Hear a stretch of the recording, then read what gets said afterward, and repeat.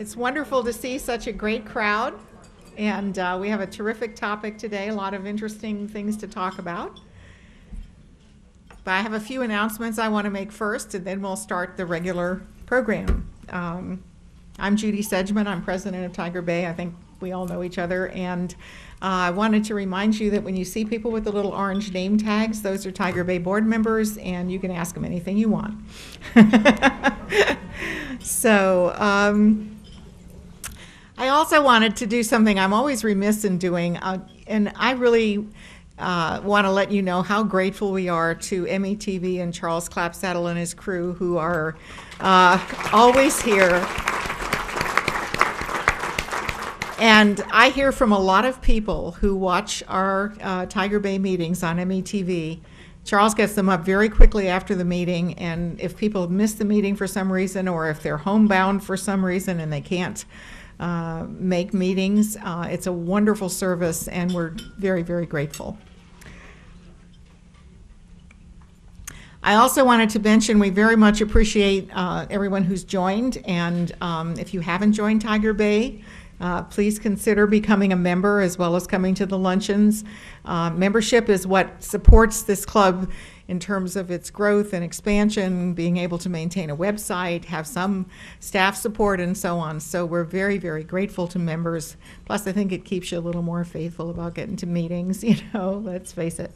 So we want to thank you for that. So now, to get started with the regular program, hello, Tiger Bay. If you would join me in the Pledge of Allegiance to the flag, please. I pledge allegiance to the flag of the United States of America and to the republic for which it stands, one nation, under God, indivisible, with liberty and justice for all.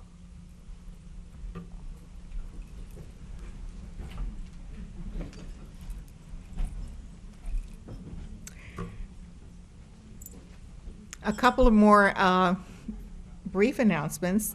Next month, we're going to have the Regional Chancellor of USF Sarasota Manatee, Arthur Guilford, and the new president of State College of Florida, Carol Probstfeld, who will be here. We have history.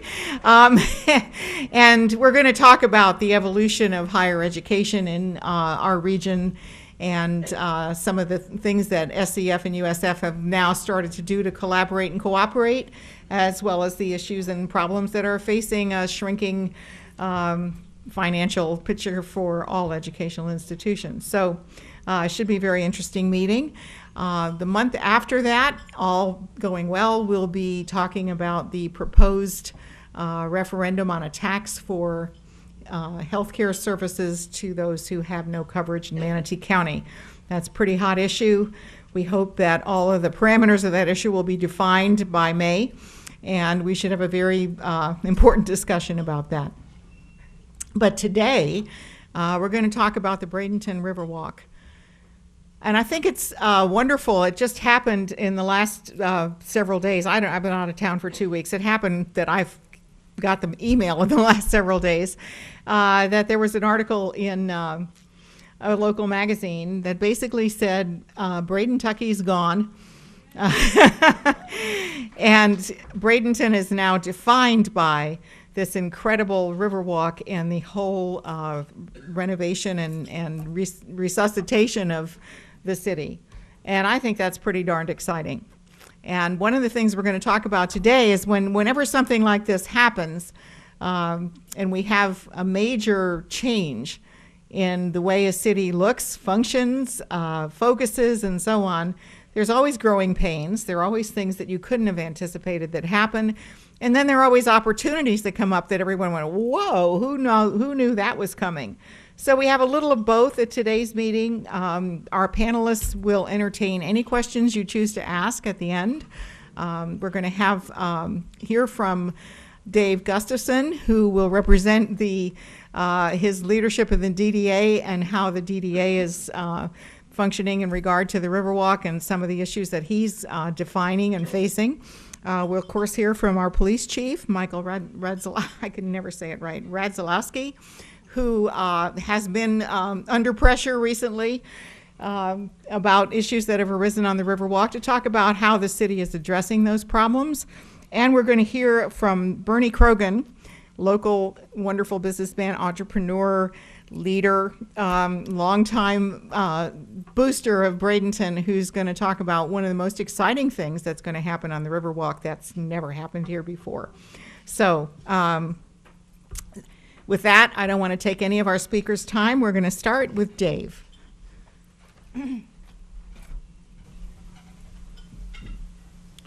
Thank you, Judy.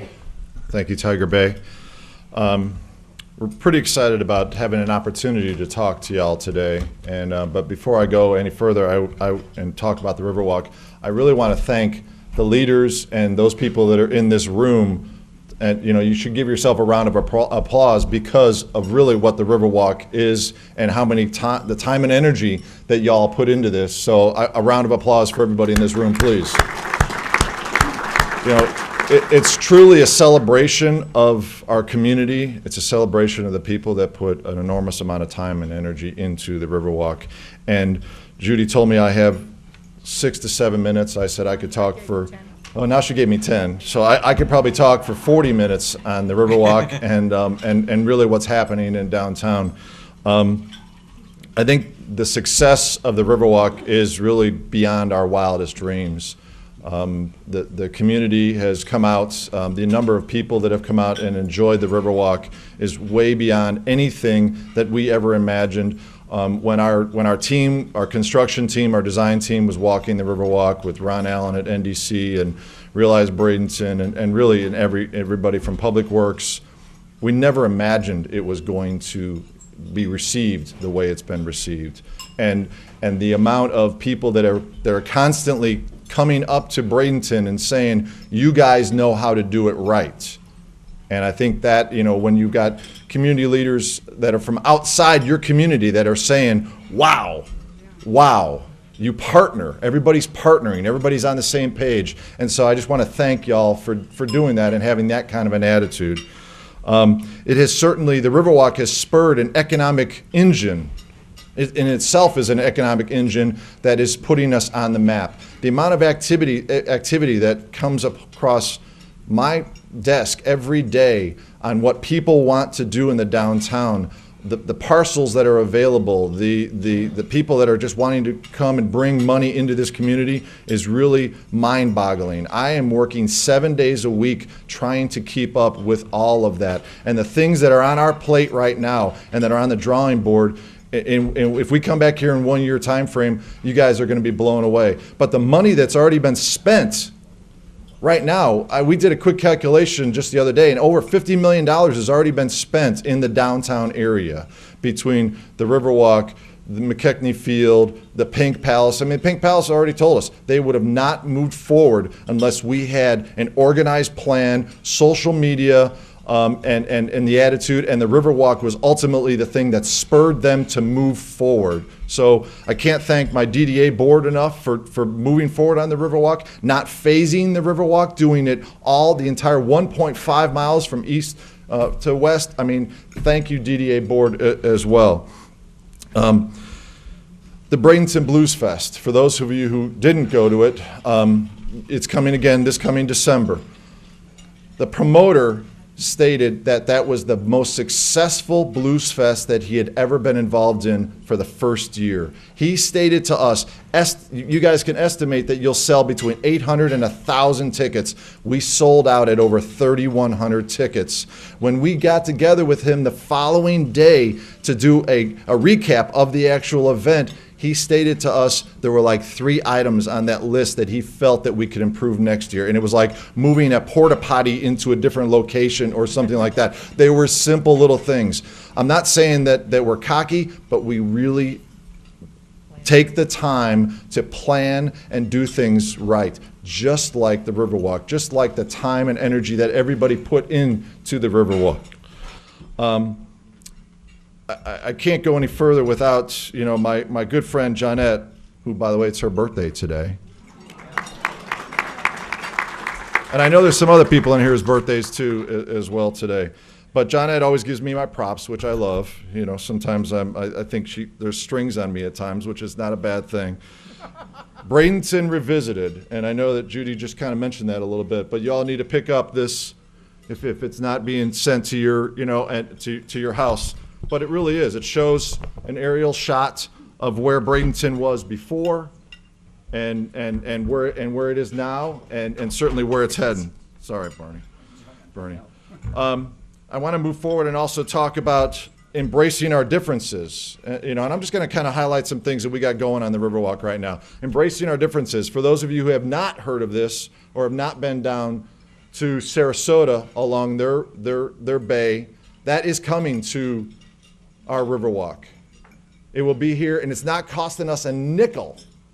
And we've been working hard with Michael Shelton and those folks. We've got Manatee County School Board involved in this. It's going to go into their curriculum.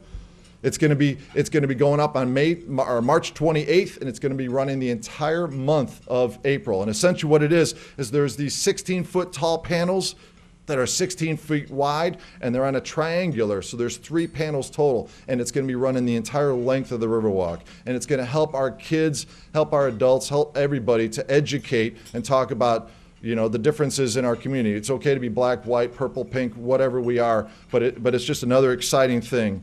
More advertising here for the Bradenton Riverwalk, downtown Bradenton. So much to see and do. We love working on the things that we're dealing with. The grant opportunities. We're still working on more grant opportunities for the Riverwalk. The Riverwalk right now, and our team, we've already accumulated over $1.2 million in grants for the Riverwalk. So we can't thank Mosaic enough, Southwest Florida Water Management District, Army Corps of Engineers, Florida Fish and Wildlife Conservation. We're really, really excited about that. The other thing that we've got going on this weekend is our Pause in Motion. That's another event that we have. We've had so many events on the Riverwalk already, and they've been extremely successful. The Manatee, or the Taste of Manatee, told us that they tripled their numbers of their best year ever when they held it on the Riverwalk. We had the Southeast Guide Dogs 2 weekends ago, and I think their numbers were way, way, way up. I want to say that we do have a process, a procedure that we do have in place right now. I know there's been a little bit of stuff in the news media as of late, but there is a process. We're modifying that process. We're learning the park. We meet every Thursday. We have an entire team that meets every Thursday on the Riverwalk to make sure that our events are run like a well-oiled machine. I tell my son something all the time when we run into difficulties, and I think I utilize this for the Riverwalk, but we adapt, we improvise, and we overcome. Nothing is too small, nothing's too great. We evaluate. And the entire team, just like when we were building the Riverwalk, has a voice on the team, and we want them to be able to speak up. How am I doing on time? 2:26? Okay, good. World Rowing Championships, Nathan Benderson Park. We're taking our DDA board down to Nathan Benderson Park. The World Rowing Championships, we submitted an application. A lot of it will be held at Nathan Benderson Park, but Manatee County and the city of Bradenton are major players and major contributors to the World Rowing Championships, and there will be a lot of things happening in this community, in this region. If we are able to obtain the World Rowing Championships, the economic impact is a $34 million economic impact, and 50% of that will be coming into Manatee County. That's a 17-day event. Any water body in this area that's bigger than a bathtub will be utilized by the rowing community. We all know how successful Fort Hamer is. Harvard's training out there in Northeastern University. The schools go on and on. We've started 3 rowing teams here in Manatee County, Palmetto, Manatee, Southeast. We're really excited about that. We're really excited about partnering with Sarasota County and Nathan Benderson. I think I'm good with what I've had to say. I want to make sure I have enough time left over for questions. Well, we'll do questions at the end. Yes, thank you. Thanks, Dave.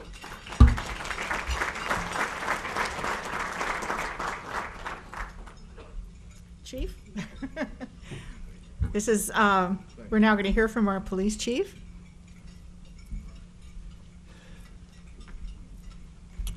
Well, I want to thank the Tiger Bay Club for having me and not serving me a hot dog for lunch. DC has the sequester and Virginia has the snow quester, and I guess we have the hot dog quester in the park. You'd have to read the Bradenton Herald to get those two jokes. But anyway, I just wanted to speak very briefly, because I want to go into the questions, that Riverwalk Park is very, very safe. We have an officer assigned to the park 7 days a week, 24 hours a day. We have 2 officers on Friday and Saturday nights. There are no murders, there are no rapes, there are no robberies going on in the park. The only issue we have is sometimes kids get in fights down there, and they're not the skateboarders. We have partnered with the skateboarder community from day one. So it's other entities coming down there on purpose to start fights. However, it's been amazing since the city passed the trespass ordinance that a lot of that has been alleviated. We haven't had much activity down there at all. The biggest issue for us is young teens coming down there, and I've been down there lots on Fridays and Saturday nights, and you see parent after parent pulling up, dropping their kids off and driving away. So what we're doing is a babysitting service for 200 to 300 kids on a Friday and Saturday night. And so I don't know what the answer is to that. And we certainly don't object to kids coming. We want everybody to come and use the park and have fun. And it's being ruined by, well, just a handful that want to come down there and cause trouble. But as I said, the trespass ordinance has alleviated a lot of that. So not much more I can say. I want to wait and see what kind of questions you have, and I'll tell you more about the park then, I guess. All right. Short and sweet. Do you cede any of your minutes to Bernie? Bernie Krogan. Good morning or afternoon.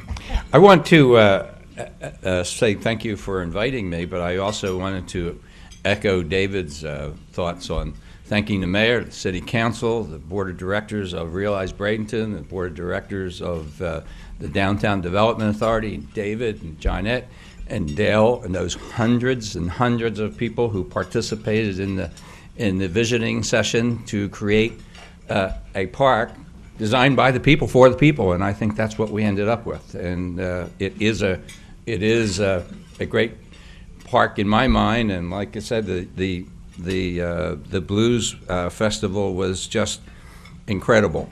But what is most interesting to me, it really is a park designed by the people for the people. It's a very novel idea, and it's inspirational because it pleases the people who live here, and therefore it is an invitation to other people to come live here.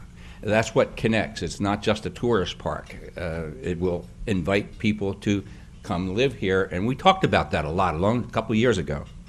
I'd like to talk to you about a couple other new ideas that have been inspired by the Riverwalk Park. I have to back up a little bit and I identify some of the players. I want to introduce a very good new friend of mine, Stan Schultes, who is standing over here. Please stand so they look at this guy, because you're going to see a lot of him around here in future years. Stan is co-founder of Bar Camp Sarasota, which we have persuaded him to change the name to Bar Camp Sarasota Bradenton. And next year we're going to see if we can shorten that title a little bit. And anyway, Bar Camp, I'll give you the history, was formed in 2005. It's for entrepreneurs, founded by entrepreneurs, for mutual development. It has chapters in 350 cities around the world. And the membership is in probably hundreds of thousands around the world. Stan and Sarah Hand, his co-founder in Sarasota, they formed it 6 or 7 years ago. They have 2 unconferences per year, and then they have monthly lunches and monthly evening meetings. They go further than what the typical Bar Camp chapter does. And it is for entrepreneurs. Some of them are from technology. Some of them are from any kind of business. Some of them are cosmetologists. It's anybody who has the entrepreneurial spirit. They're different. They think differently. They approach a problem differently with unique solutions. They work strange hours. They're not interested in an office. They might go to work on a bike with a backpack. They might even skateboard to work. So watch it, Chief. They might be entrepreneurs out there. And they make a lot of money. They just don't look like they make a lot of money. And so but they can earn a good living. The idea of the bar camp itself is mutual development. And so they have these meetings, and the topics are chosen by the participants. People walk up, register, and say, I'm going to present on this subject. And if it's an interesting subject, the people will attend, otherwise they won't. Com Center sponsored the bar camp unconference in November at Gee Whiz in Sarasota. And that was because we sponsored it because we found that several of our clients were members of bar camp, and I wanted to see what this was. And it was a very, very unique event. 600 people attended, all teaching each other and trading business secrets. And investors and angels also participated in the conference. So it's very healthy. Martha Wells and I bumped into each other at the conference. Martha is from South Florida Museum, as you know. She's in here somewhere. And she told me that she was setting up a social arrangement for bar camp in Bradenton. And we got to be talking for a little while because we enjoyed that conference and said, wouldn't it be cool to have this conference in Bradenton? And that's sort of where it began, is that little conversation. And I invited Stan and his partner, Sarah, to come up to see our Riverwalk Park. And truly, I got out of their way. And Riverwalk Park convinced them this is where they needed to be. They just walked around, took pictures, started revisiting old plans that they were unable to accomplish somewhere else. And based on that first walk, and then they came to the grand opening, and that sealed the deal, because then they saw how much this community loved this park. And so as a result of those two visits, a number of related new ideas are coming to life, all on a 4-day weekend in May. 3rd, 4th, 5th, and 6th? 2nd, 3rd, 4th, and 5th. The entrepreneurial spirit we're talking about is very community-oriented. And the first thing that they're going to do is community-based. About 20 technology developers, website developers, are going to descend upon a well-qualified local not-for-profit organization that needed technology help. The selected organization was Realize Bradenton. And they have a problem. And the problem was, how do they manage the success of the Riverwalk Park that is moving so fast? And so these technologists are going to come to town and create a website that has a front facing the public so they can arrange and list and sign up for things, and in the backside that faces Public Works Department, the city, the police department, everyone who has to manage it. So they'll be able to put down their Post-it notes and really run it the way that David was talking about, run it like a system. It's going to be 20 people, 1 full day on site. We don't know how much longer afterwards, coming from different places around the country. And a major software developer is going to donate the platform. And so the cost value of this, if they went and did this somewhere else, is probably in excess of $30,000. It's a contribution to the community. That's the first event of this long weekend. The second event is a Spark Growth Economic Conference. And invited guests will come from all over Florida, probably Georgia up through Atlanta and southeast or further, Stan, hopefully further. It is about an entrepreneurial conference designated for the entrepreneurial type. The word that they like to use these days is destructive. No, disruptive. No, I'm destructive. I'm destroying the message. Disruptive. And the idea is, I love that. They are awake. They caught me. And the whole idea is entirely new solutions to old problems and new thinking. And Stan and Sarah just thought this was exactly the right atmosphere to present such a conference. It's going to be held in the Manatee Players. And so we're going to use the main theater. It's going to be during the day. Fiddler on the Roof is going to play at night. We've got all that worked out. And so we don't interrupt the show, but it will be in the main theater, it'll be in the lobby, and it will be in the small theater. And then there will be lunch served in the afternoon out in the tent next to it. And then there will be dinner out on the Riverwalk in the evening. And so these are established businesses, not startups. These are companies who are making it. These are companies who are into technology more than anything else and could have their offices anywhere, because technology today is about the web, it's not about location. And so we want to have them come here and sample Bradenton. So we've got a weekend planned for them. We are advertising Fiddler on the Roof. We're advertising the Village of the Art Walk on Friday night. There's something to do there. We're advertising the Riverwalk. And then on Sunday, Johnette was able to throw together a conference by the Green Building Council. They're going to have a show on the Riverwalk of their new technology in home building and construction. So David was talking about partnering. I mean, there's a great thing there. Just by putting that show into that program, you created more value in the weekend. And so that takes care of Friday.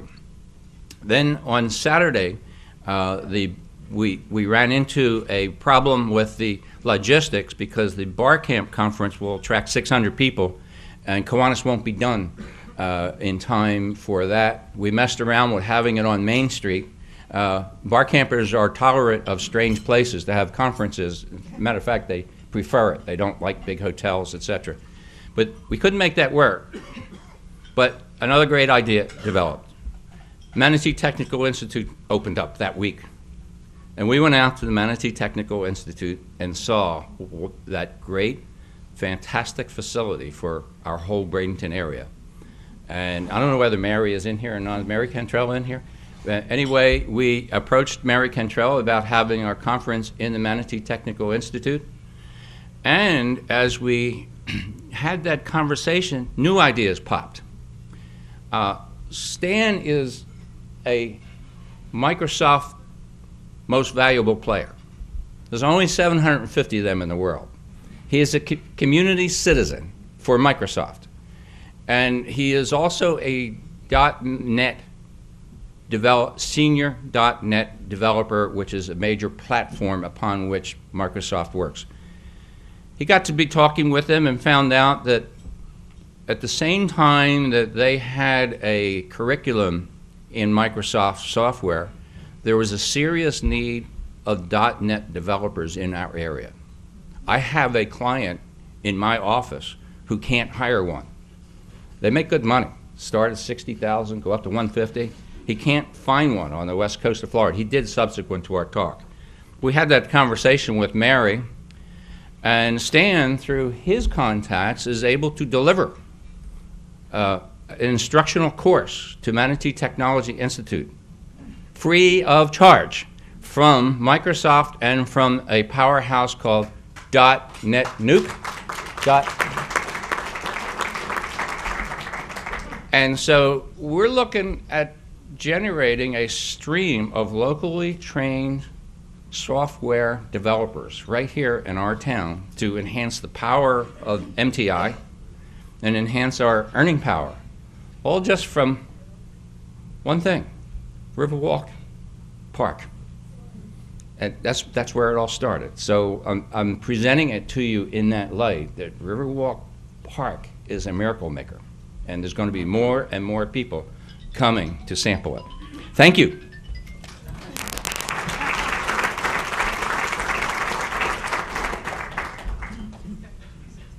That was perfect. perfect. The little bell went off, and Bernie said, "Thank you." Tea time. I got him all trained.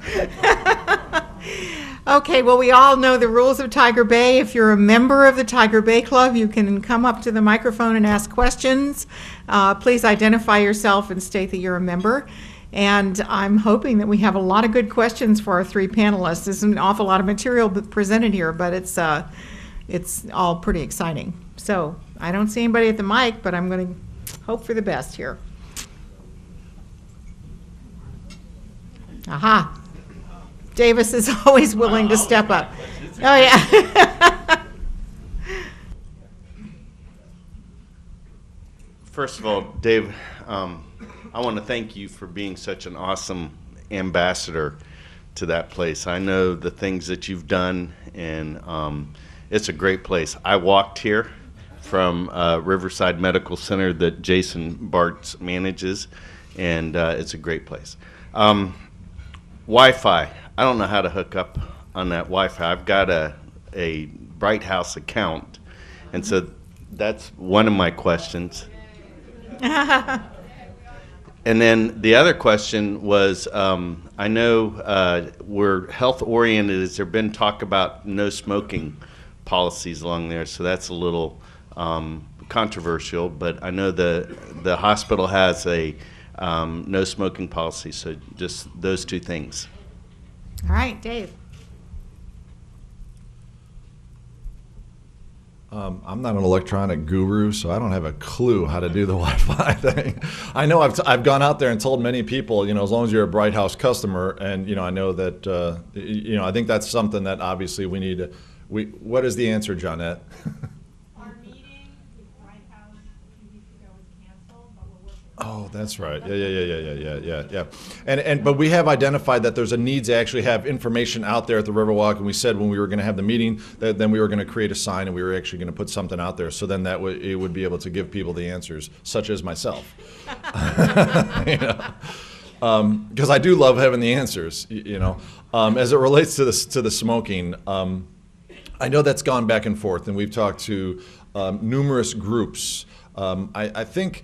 There's a lot of people in the community that would love to see non-smoking out there, but then I know there's also people that like to walk out there and smoke a cigar and do those types of things. Even if we were to adopt an ordinance, I think it would be very difficult to enforce. The enforcement is the one thing.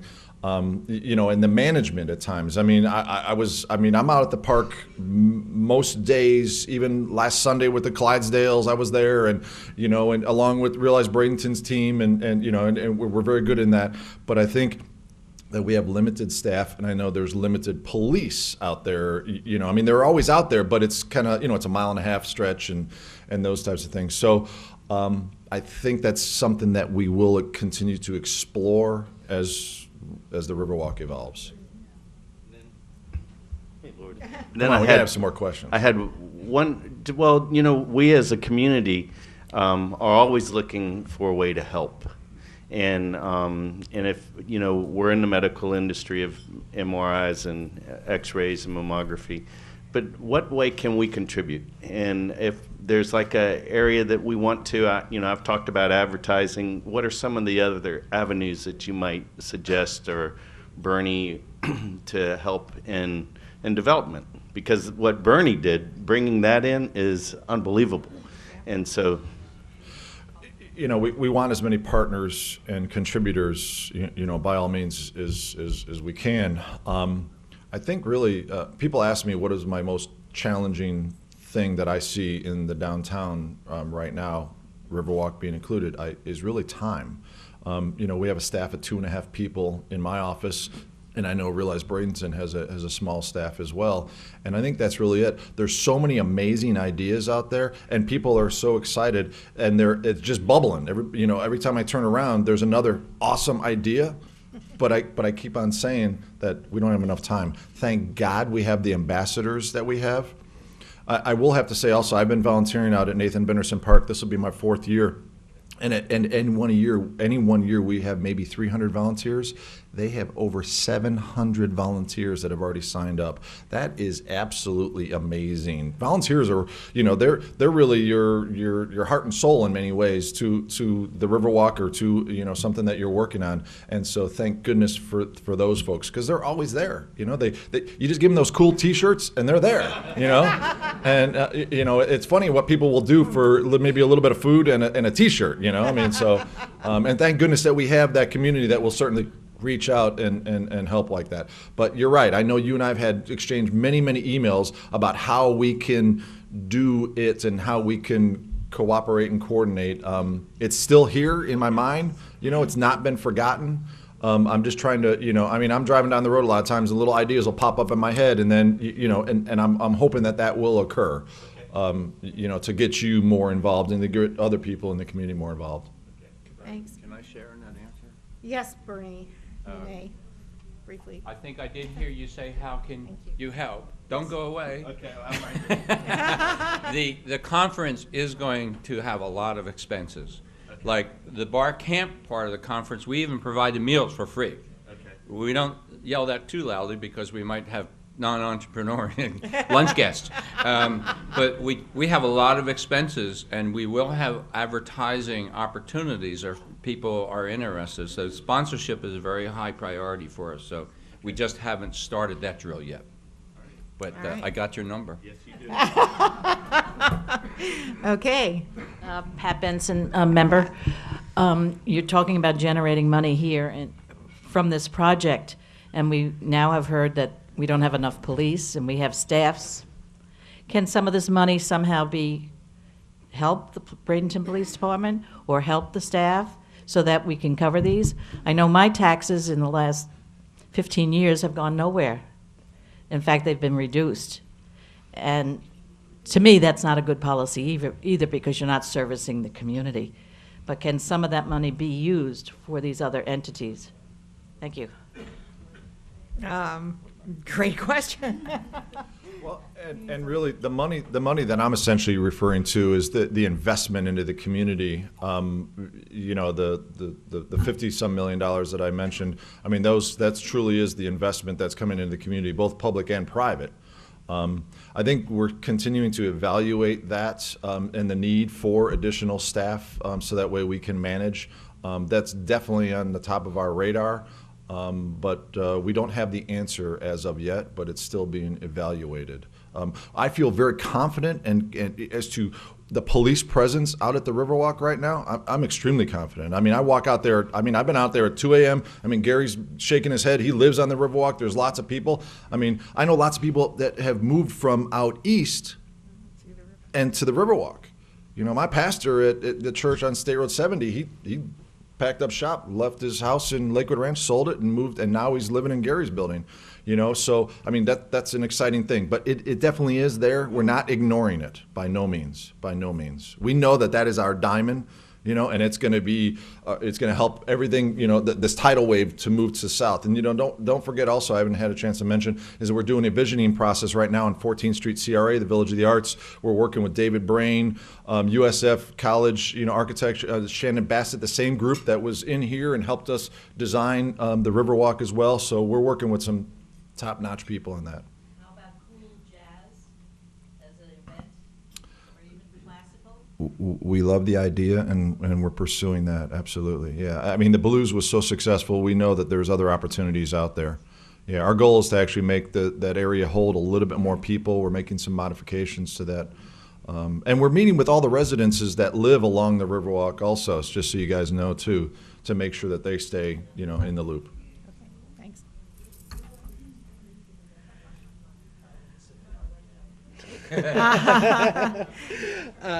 First of all, I have to say thank you, Chief. I called a friend of mine that lives up in Philadelphia, and from years past, he was a skater, moved up there to be closer to Love Park, at Bacon's Park up there that the police chase all the skateboarders out. I said, it's on record that our police department is working with the skaters to get out. You're serious, right? Like, yeah, I sent him the link to the article. He sent it back and said, quit BSing me, and I had to send it again. So thank you very much. You've done one thing that I was afraid would happen, You've reversed that, which is you're making sure that that is preserved for the use it was intended to, instead of putting a wall around it. So thank you very much for working on that and making sure that situation works out. So Dave, we got the Riverwalk. That's great. What's our next step? Because we've got all these different pieces and parts around downtown. We've got McKechnie Field. We've got the Village of the Arts. We've got all these different pieces that are around. How are we going to put all that stuff together? What's your next visions? And yes, it is a leading question. Yeah. You got 20 million? Are we talking about? Voice out to Richard W. Yeah, I know, I'm assuming we're talking about Artisan Avenue and we're also and we're you know, talking and all the about- connectivity that we need to make, and I think it's extremely important. You know, I think a lot of ideas are going to be coming out of the visioning process that we're going through right now with the Village of the Arts and 14th Street CRA, and that's going all the way from Wares Creek, all the way east to McKechnie, 9th, and then all the way south. So it's taking in a huge area. So, you know, it's definitely on our radar, the next visioning. You know, we're in the middle of that right now. We're about a third of the way through it. We're going to come up with some measurable, you know, ideas and measurable results in the end. So just stay tuned, and thank you. And by the way, that next meeting for the visioning is March 18th at Renaissance at 6 p.m. And so for those of you who are interested as to where we are going with the Village of the Arts and 14th Street CRA, you can be there on the 18th and you'll hear more about it. Okay. Johnette, Hi. happy birthday. Thank you, thank you. Janet Isham, and I am a member, and I have a question for Dave. Because Dave, you know that Realize Bradenton programmatically connects all the cultural assets. How is the city and the DDA working on transportation connections? Maybe in the next month or so. That was part of my spiel that I forgot to talk about. We have a trolley system that's been identified, a need for a trolley system that's been identified. And in fact, with Realize Bradenton, the DDA and the mayor and city council and our DDA board, we are going to try to do a trolley, we will be doing a trolley trial run the weekend of the Seafood Fest. It's a Saturday, the 6th, I think is what it is, April the 6th. So our goal is to, and we're working with Manatee County and Ron Schulhofer and the gang and Ed Hunsaker as well. To make sure that we know it's a short window, but we really feel that the Seafood Fest brings 40,000 people to the downtown on the weekend. We got Marauders games on Friday and Sunday of that weekend. We got the players. We've got lots of stuff going on, and so we know that there's a need for that as well. And by the way, I wanted to mention about the brewery that just went in. You know, they're painting their building. They're excited. We're going to pump $3.5 million into that building. And they're going to be creating 30 jobs with some really good salaries. So that's on 9th Street, just north of McKechnie Field. It's the old Consolidated Electric. And they came here, and we were up against 4 other cities, and they came here and they chose here. And because of our social media, the Riverwalk, you name it. So they got the bug. Okay. David Zaccanino. I live out on the island, but I own property. I have a condo here and then a house on the river just east of the hospital, and I rent them to young professionals. And there seems to be a demand for young professionals to find housing downtown. So it just so happened about a month ago, I had an opportunity to buy another one. I'm closing next Friday, another condo downtown. But it's becoming a big draw, all the things that are happening, and I really think it's going to become an economic boom to a revitalization of downtown. I'm already seeing that in the real estate, and I just want to congratulate everybody for actually getting kind of waiting for this to happen over the past 5 or 6 years, and all the things are happening at once. And I think you're going to see more people coming to this area, especially young professionals that you're talking about with good jobs and good salaries. And I think it's something even the realtors right now are looking at. You talk about the Robinson Preserve, and that did a lot for Northwest Bradenton and the real estate values and properties over there, and I think it's going to do the same thing for here. So I just want to say thanks. This is a great thing that happened. Okay. Yes. I'm Tom Nolan. The DDA is funded by incremental tax funding. How much is that bringing in for us now? What is the obligation on that money? What's the outlook going forward in the future? Has anything been added to the funding stream besides just the incremental tax?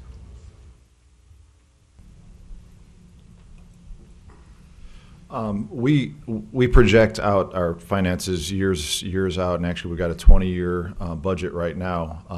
And you're correct, tax increment funding within our CRA. Right now, the dollars are continuing to decrease, just like everybody else for the taxes that are coming in. So, and realistically, 2017 is really what we call it the trough. We actually start out and I hate saying this, but our cash balance in 2017, we started out at $140,000. It's not, and this year we started out at 1.6. So it's not good. We know it. Our chairman is Greg Green, and we've strategized with him. We strategized with the DDA board and Carl Callahan and the mayor.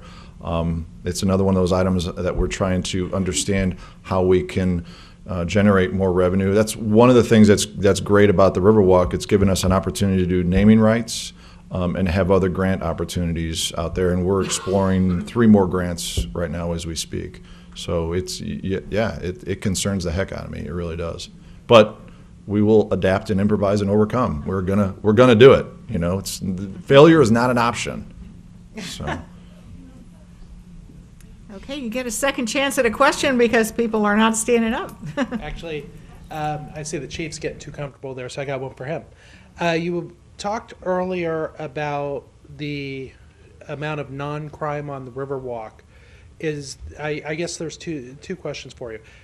Is there any other issues on Riverwalk or the downtown proper for crime? I kind of already know the answer to this, but I'd like you to address that. And secondly, and this may be Dave or that may be you, there's been some the commentary in the lower part of the Bradenton Herald. Anytime the word Riverwalk appears into an article, our friends down in the commentary section keep talking about the playground versus the railroad. And has there been any issues there?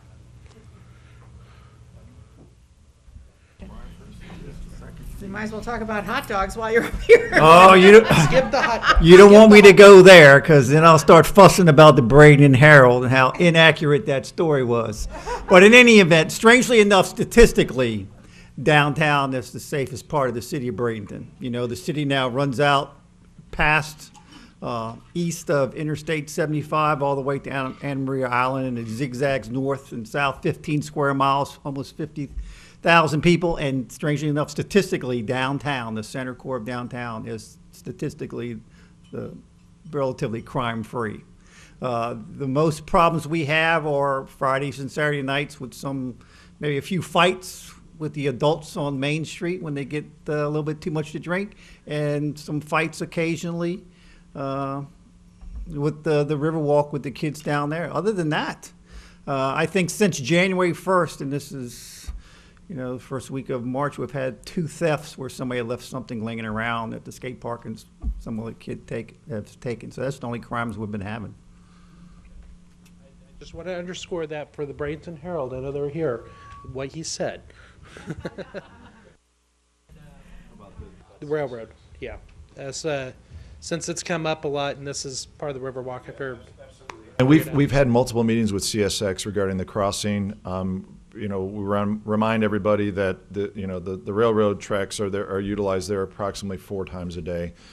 Several of the times during the nighttime hours, and I hear it a lot from the residents. They'll say, I get the railroad will go by there, or the train will go by there at 6 o'clock in the morning, blowing their horn, and can I do anything about that?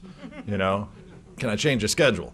So we've tried, but no, we're not successful, and they will not give us their schedule as well because of 911. But we have had multiple meetings with them out there. The biggest problem that, believe it or not, that we have out at the Riverwalk regarding CSX crossing is adults. And it sounds odd, but when that train goes by there, and it usually goes by there around 5 to 7 miles an hour, the kids, usually stand back and are kind of, in awe of what they're seeing, whereas the adults will run up with the kids, and the kids usually there's like fear in their eyes. And who have we seen walking on the tracks? Adults. Who do we see walking towards the bridge, the bridge over the river? Adults. It's not the kids. And it's the amazing thing is the adults are saying, you know, there's a kid problem, there's a kid concern. There really isn't, that I've seen. And I'm out there all the time. Now, we did a cost analysis to do the gates, meeting with CSX, and it's about $250,000 to do gates. And you know, so we've talked about, all right, plan A, B, and C being the gates, additional signage. We actually talked this morning about having CSX come out for some of the future events that are out there, like when the YMCA is coming out there on April 20th, and we're going to contact them, and so they'll come out there and do educational opportunities for the kids. Yes, yeah, and we're going to do more signage. We're going to update the signage there. They're working on that as well. So the CSX is, I mean, right now we meet the CSX requirements, but they're very much our partner. They're very happy to meet with us, and they're happy to discuss solutions. Okay, good. Thank you. Thank you. Wileen? Is it all right for 2 Grahams to use the phone? Yes. Okay.